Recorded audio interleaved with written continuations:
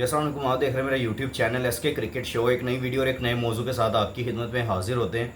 बात करने जा रहे हैं पाकिस्तान के वेटरन बैट्समैन जो कि थ्रू आउट टॉप ऑर्डर के बैट्समैन और ओपनर बैट्समैन इमामुल हक के वाले से बड़ी अपडेट्स हैं और थ्रू आउट उनका जो कैरियर अभी इस टाइम चल रहा है वो बड़ा धमाकेदार है। उसके ऊपर टेल से बात करते हैं। तो अगर आप मेरे चैनल पर नए हैं और पहले दफ़ा आए हैं तो जल्दी से जल्दी चैनल को सब्सक्राइब कर लें और बेल आइकन को ज़रूर दबाएं ताकि लेटेस्ट वीडियो आप तक पहुँचती रहे।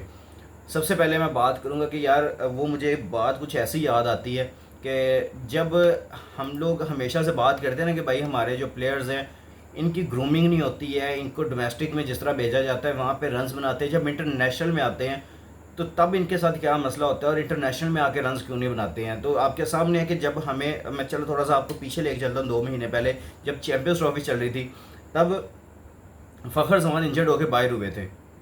आपको भी याद होगा और मैं आप लोगों के साथ ये शेयर भी कर रहा हूँ कि फ़खर जमान इंजर्ड होकर उन्होंने डाइव लगाई थी और उसके बाद थ्रू आउट वहाँ से इंजरी उनको हुई और उसके बाद वो थोड़ी चैम्पियंस ट्रॉफी से बाहर हो गए थे। उसके बाद उनकी रिप्लेसमेंट के तौर पे जब टीम में शामिल किए गए इमामुल हक, तो हम सब ने आवाज़ उठाई और हम सब ने बात की कि इमामुल हक किस बेस पे वापस आ रहे हैं और क्यों उनको करवाया जा रहा है। हालांकि हम और भी ऑप्शन हमारी नज़र में थी उस टाइम, हम और भी प्लेयर्स के ऊपर नज़र डाल रहे थे कि भाई इनको आ जाना चाहिए ना कि इमामुल हक को। इमामुल हक को लेके आए और थ्रू आउट सीधा उनको लेके चले गए दुबई और वहाँ पे जाके इनको इंडिया के ख़िलाफ़ उतारा गया और जिस तरह की इन्होंने परफॉर्मेंस दी वो आपके सामने है। थ्रू आउट हम इससे कोई ढकी छुपी बात नहीं है कि इमामुल हक ने वहाँ पे पूरे चैम्पियंस ट्रॉफी में बाद में क्या किया है। उनको ओपनिंग में स्लॉट मिल गई, वो खेलने के लिए आए, लेकिन थ्रू आउट वो रेडी नहीं थे। और यही चीज़ होती है कि वो अगर प्लेयर है तो वो मेंटली तैयार नहीं होता कि एकदम से उसको कॉल अप आ जाए कि आप आ जाए, इंजरी हो गया, वो आपने आके इतना बड़ा टूर्नामेंट डायरेक्ट खेलना है। एक जैसे कोई बाबर आजम है, बड़े प्लेयर है जिनको पता होता है ना कि भाई मैंने अगला ये टूर्नामेंट खेलना है और वो उसी लिहाज से 6 महीने पहले, साल पहले अपना माइंड बनाना शुरू कर देता है कि यार मैंने ये टूर्नामेंट खेलना है। जिस तरह पाकिस्तान के बड़े नाम है साइम अयूब, फ़खर जमान, इनको पहले से ही पता होता है। आगा जिस तरह कैप्टन है तो उनको पता होता है कि भाई हमने ये टूर्नामेंट आगे खेलना है, हमने आगे इस टीम को लीड करना है, हमने लेके चलना है। तो उस लिहाज से वो पहले ही अपनी प्रिपरेशंस तैयार करते हैं और ये एक लंबे अरसे से टीम से बाहर थे और इनको जब वापस लेके आया गया तो वहाँ पे आके इनकी जो परफॉर्मेंसेस थी वो आपके सामने थी। थ्रू आउट कोई भी मैच हम नहीं इनकी जो बैटिंग से जीत सके या इन्होंने बैटिंग करके हमें कोई अच्छा ओपनिंग स्टैंड नहीं दिया, तो आपके सामने उस पर कोई ढकी छुपी बात नहीं है और ना ही कोई दो राय हम इस पर कह सकते हैं कि कोई बात है। लेकिन थ्रू आउट आपके सामने उनकी परफॉर्मेंसेज रही हैं। लेकिन मैं ये कभी भी ये बात नहीं कही कि आपके जो इमामुल हक हैं वो पाकिस्तान के क्रिकेट सेटअप में शामिल नहीं होते, वो टीम में शामिल नहीं होते।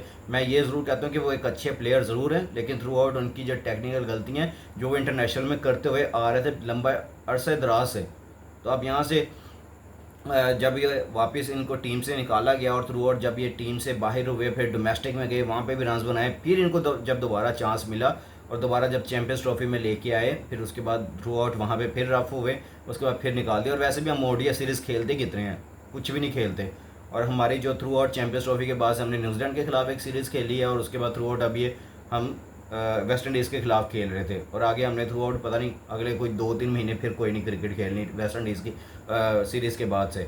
तो आप यहाँ से अंदाज़ा लगा लें कि हमारी जो क्रिकेट होती भी नहीं है और थ्रू आउट हम किस तरह लेके चलते हैं वो आपके सामने है।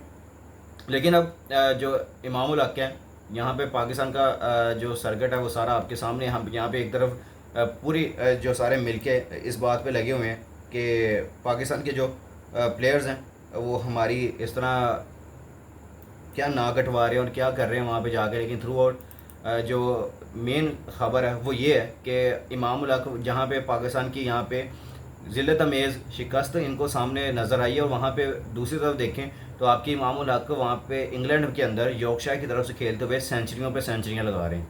यू जस्ट इमेजिन कि जब पाकिस्तान टीम में ये होते हैं तब हम यही इमेजिन कर रहे होते हैं कि यार कभी तो खेल के जाएगा, कभी तो खेल के जाएगा।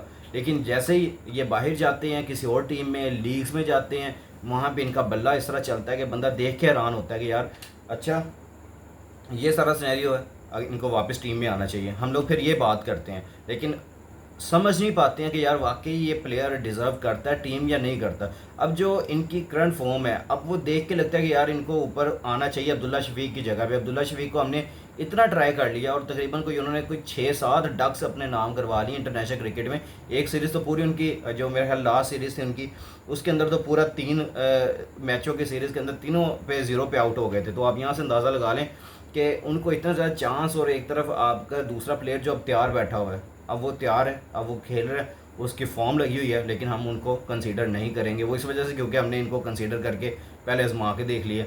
तो ये जो सारा सिनेरियो होता है ना, तो जिसकी वजह से आपकी टीम डाउनफॉल की तरफ जाती है कि हमने एक प्लेयर को अगर यूज़ किया, अगर वो प्लेयर उस टाइम अच्छा नहीं चल रहा, हम उसको निकाल देते हैं। फिर हम जब नया लड़का लेके आते हैं, फिर हम ग्रूमिंग उसकी करना शुरू कर देते हैं। फिर हमें ये लॉलीपॉप दिया जाता है कि भाई 2-3 साल इसको दो, फिर उसके बाद देखना। अब्दुल्ला शफीक को तकरीबन 3 से 4 साल हो चुके हैं पाकिस्तान टीम के साथ, लेकिन वो अभी तक ग्रूम नहीं कर पाए हैं। वो सिर्फ PSL में मैचेस अपने लाहौर कलंदर को जिता के दे सकते हैं, लेकिन यहाँ पे इंटरनेशनल मैचेस में हमें कोई नज़र नहीं आ रहा है कि वो मैचेस यहाँ पे हमें जिता के दे रहे हैं। कभी नज़र नहीं आया।